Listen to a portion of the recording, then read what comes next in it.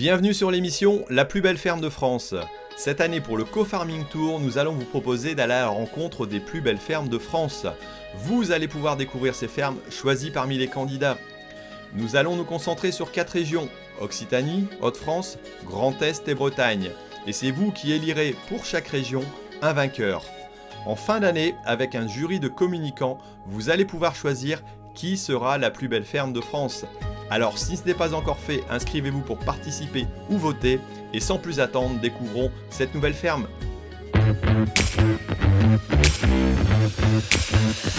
Bonjour, moi c'est Sébastien, 31 ans, bienvenue sur la ferme de la Spoule à Onscott. On est donc dans les Hauts-de-France, pas loin de Bergues, du film Bienvenue chez les Ch'tis, à 15 minutes de Bergues environ. Donc on est sur une exploitation, on est à deux frères, François et moi, sur une exploitation familiale, 47 hectares de SAU. On a un élevage de brebis allaitantes pour faire des agneaux de boucherie, donc d'à peu près 750 brebis allaitantes, qu'on essaye de valoriser du coup localement dans des magasins de producteurs et des grandes surfaces. Et ensuite, avec mon installation, on a créé un élevage de brebis laitières, environ 16 brebis laitières, où on transforme l'intégralité du lait en glace, en savon et puis en yaourt sur l'exploitation. Bonjour, François. Moi, je m'occupe de l'atelier brebis allaitantes et des cultures.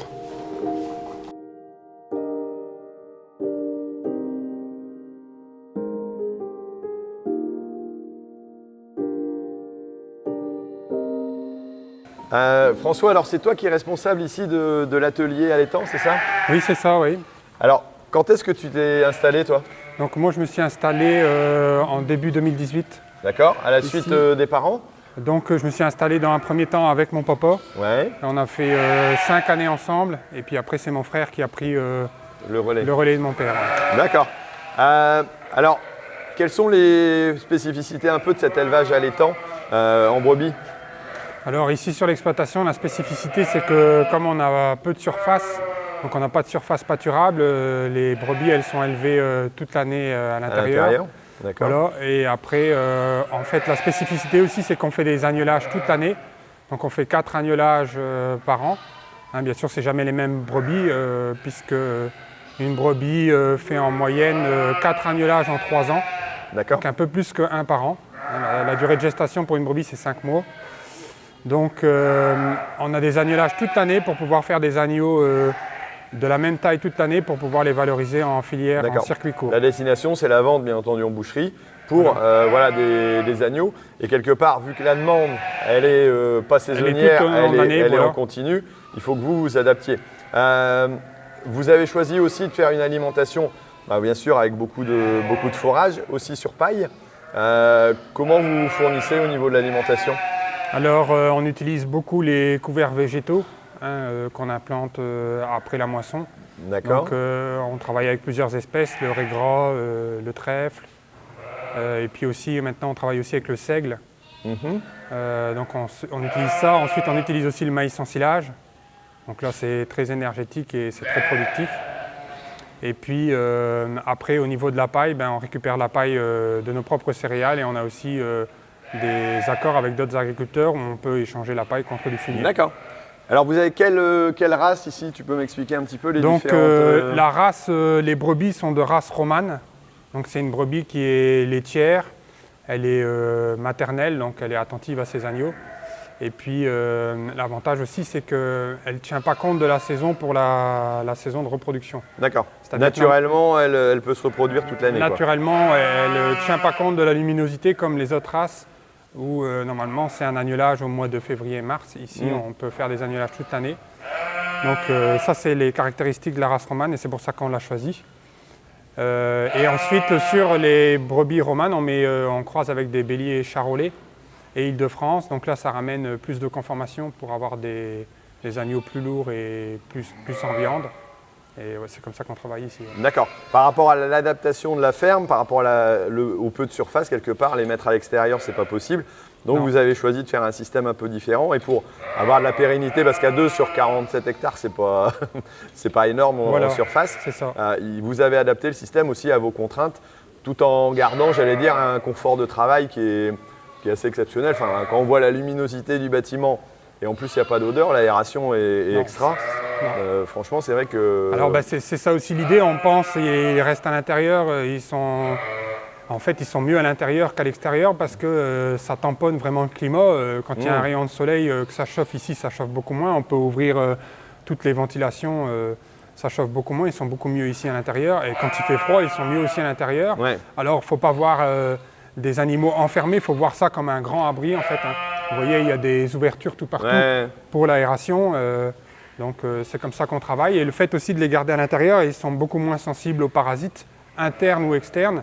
Donc on fait aucun traitement parasitaire sur les animaux, puisqu'il n'y a pas de sensibilité par rapport à ça, quoi. Comme il n'y a pas par rapport à un d'humidité, élevage extérieur, il y a un confort pour eux, même si voilà, on peut penser qu'ils sont mieux à l'extérieur. C'est un peu comme nous, on est peut-être fait aussi pour vivre dans la nature, mais on vit souvent plus à l'intérieur qu'à l'extérieur. Exactement, ouais. Et puis le bâtiment, il a été conçu et pensé avec l'effectif de moutons dedans. Donc on a d'abord fait l'aménagement du bâtiment et ensuite on a construit le bâtiment au-dessus, dans la façon de penser, quoi. Ok, merci. Bonjour. Ouais, ça c'est Ruby, c'est la première brebis que j'ai dû traire. Elle a annulé un mois avant la date prévue, ce qui fait que j'ai commencé à la traire à la main. J'avais pas de quai de traite, pas de chariot de traite, rien du tout. D'accord, alors… Donc c'est une brebis où on est assez… T'es assez attaché. Ouais, là ouais. Bon, elles sont pas du tout farouches, alors c'est un peu ta spécialité. Toi, ton atelier, t'aimes bien mes godasses aussi, toi. Alors, plutôt du laitier, et qu'est-ce que tu fais exactement avec le produit que tu as? Donc on va voir tout à l'heure, mais l'activité principale c'est production du lait pour fabrication de la glace. Glace et crème glacée du coup. Et cette année, on a quand même diversifié un peu notre gamme. On a commencé à faire des yaourts parce que la glace au lait de brebis, c'est un marché où il faut carrément créer un marché. D'accord. Tandis que le yaourt au lait de brebis, on a déjà beaucoup de consommateurs qui sont convaincus des bienfaits du lait de brebis. Et donc du coup, je réponds juste à une demande locale en fait, tout simplement. Et ensuite, on a un peu, donc ça c'était vraiment suite à un article dans un journal agricole, on a lancé notre savon aussi, parce que le lait de brebis, il est bon pour notre santé, mais il est aussi très bon pour la peau. Donc c'est bon pour l'avoir dans son corps, mais aussi sur son corps. Donc on a créé, et voilà, donc tout simplement, et donc on a démarré vraiment en novembre l'année passée, novembre 2021 plutôt. Donc c'est assez récent, c'est suite à ton installation, tu devais trouver un projet cohérent, tu nous expliquais un peu en off, voilà que tu cherchais à valoriser, vous n'avez pas une grande surface de pâture, 6000 m², c'est ça? Oui. Mais à les valoriser, donc peu de brebis, 17, c'est ça? 16-17. 16-17, voilà, et tu prends le produit et tu valorises, pas sur le volume, mais sur la qualité et la spécificité, la typicité du produit, quoi. Oui, tout à fait. Donc l'idée c'est d'avoir une glace qui est totalement unique. De toute façon, à base de lait de brebis, on a à peu près 70% de lait de brebis dans nos glaces, voire même des fois beaucoup plus. Et l'idée en fait, c'est vraiment d'utiliser le lait entier des brebis. On n'écrème pas le lait et on ne rajoute pas de poudre de lait non plus à la glace. Donc on peut vraiment dire, ouais, c'est les brebis qui sont à la base de la production de la glace. Et donc l'idée aussi, on a mis en place, donc voilà, on avait des pâtures à valoriser, donc 16 brebis c'est parfait pour 6000 m². On avait une ancienne grange qu'on ira voir tout à l'heure, donc qui a pu accueillir la salle de traite et le laboratoire. Et on a aussi mis en place du coup, sous l'impulsion de ma conjointe, du coup la monotraite. Donc dès le départ, en fait, on est sur des races Laconne ici, comme dans le Roquefort. Et donc elles sont tout à fait adaptées à la monotraite, c'est-à-dire qu'on ne traite qu'une seule fois par jour les brebis, pendant environ 168 jours par an, de mars à septembre. C'est en plein moment où on commence à fabriquer la glace. Où on mange de la glace aussi. Et après, en fait, on fabrique en début de saison et après on déstocke alors du coup sur les marchés localement et dans les magasins, quoi. Ok. Elles nous accompagnent ou elles restent ici? Ah là, elles vont rester ici puisque leur travail à elles est terminé. Elles ont été traites ce matin et maintenant la seule chose qu'elles doivent faire, c'est profiter de l'herbe verte des Flandres. Du beau temps. Et du beau temps et du soleil. Bah nous on va voir la suite. Super.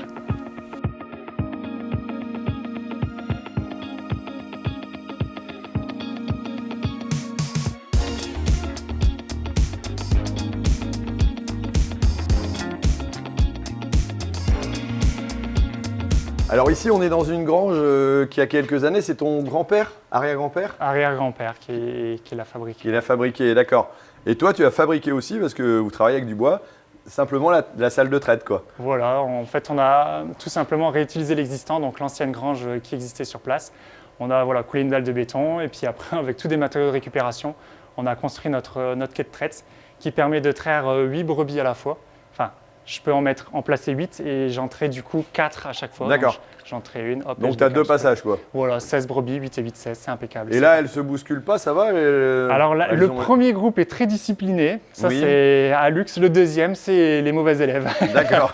Donc c'est des fois un peu plus Ceux compliqué, qui ça se viennent pousse du un petit fond peu. de la classe, voilà. c'est plus compliqué. C'est ça, il y a toujours la première, c'est toujours la première. C'est comme les vaches laitières, la première, elle doit toujours être première. Si elle n'est pas première, ça ne va pas du tout.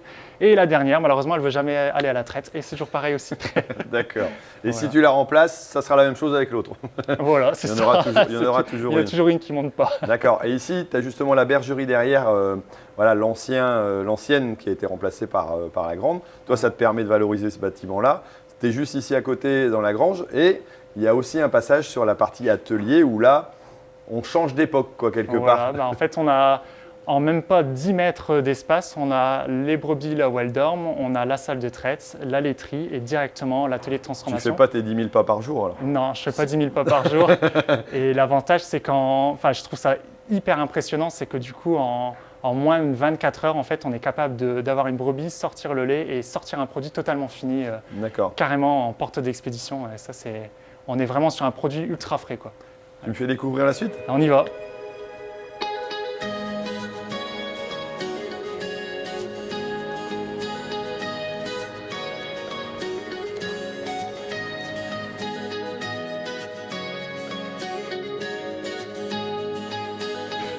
Bon, ça va, t'es content? Tu m'as mis en tenue de cosmonaute Voilà. adéquate. Ouais, Voilà. tout à fait. C'est obligatoire pour entrer dans un labo. Explique-nous un peu comment tu procèdes ici.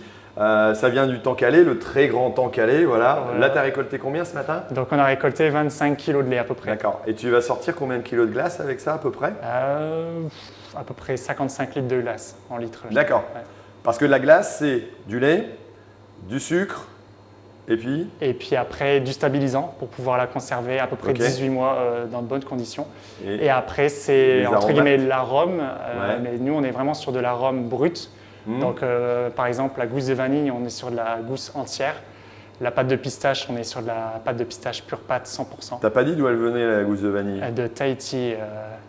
Enfin, Parce qu'elle non, est elle vient de spécifique. Polynésie française et c'est la variété Tahitensis. Voilà. D'accord.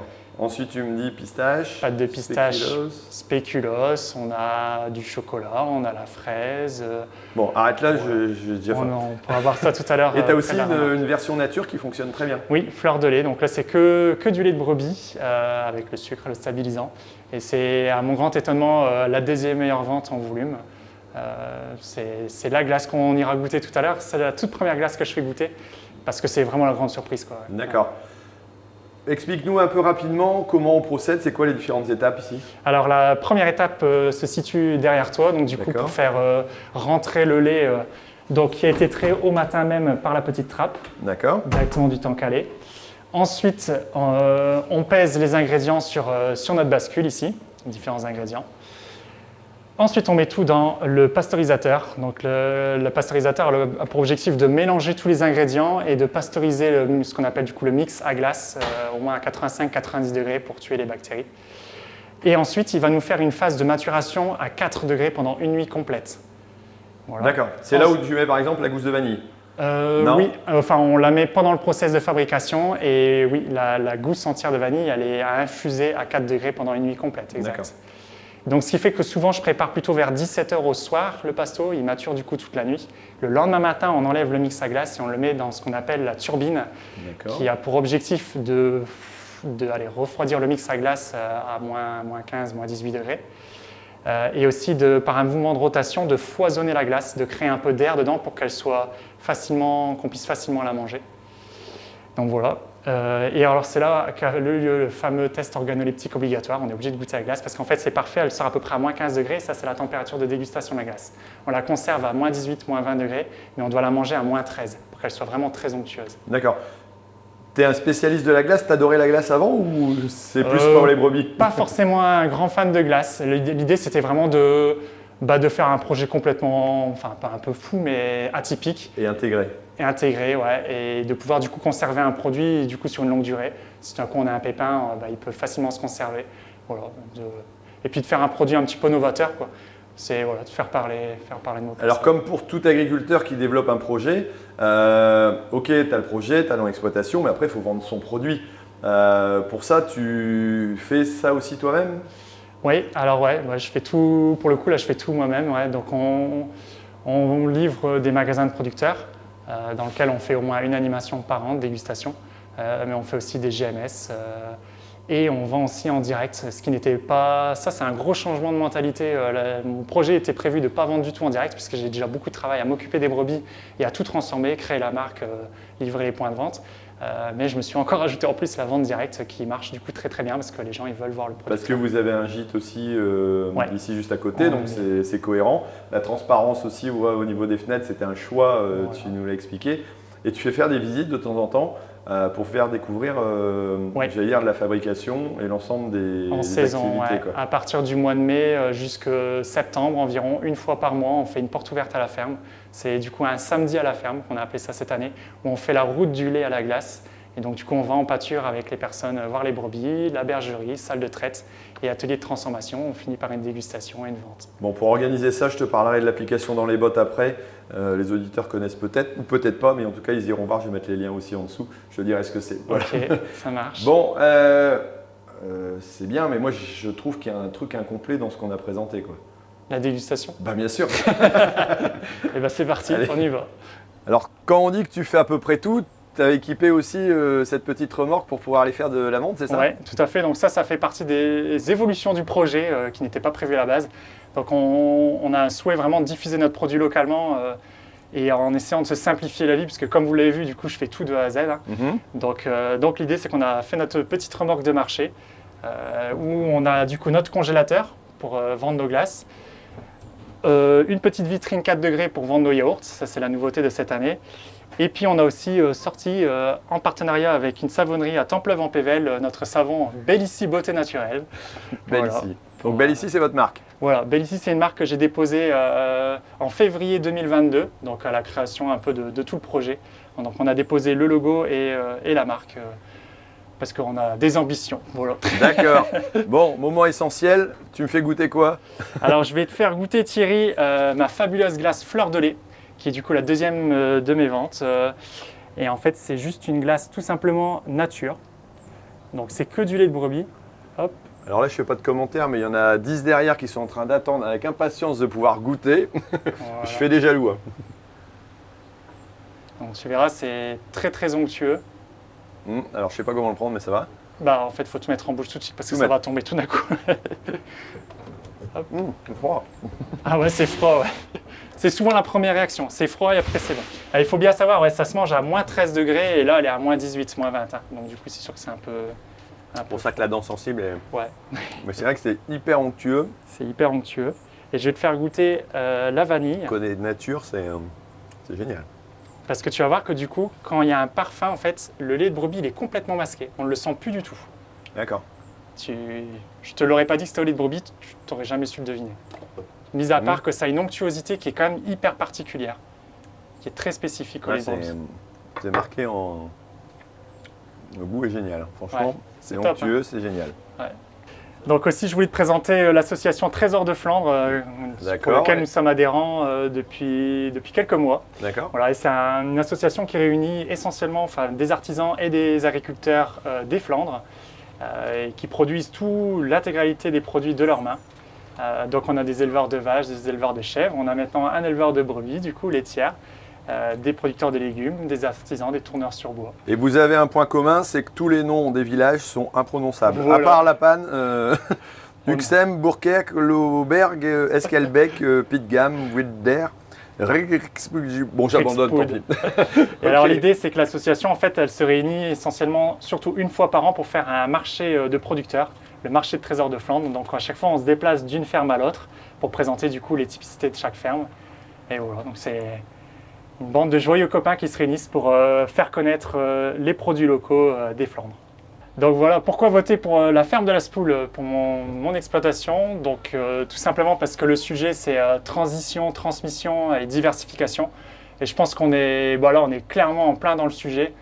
Transmission, ça fait 1 an et demi qu'on est installé, on est deux jeunes agriculteurs. Transmission, diversification, pour m'installer j'ai dû diversifier. Donc des brebis laitières transformées en glace, c'est quand même vraiment pas commun et voilà, on est vraiment très diversifié avec les gîtes. C'est une continuité aussi de ce que mes parents avaient fait.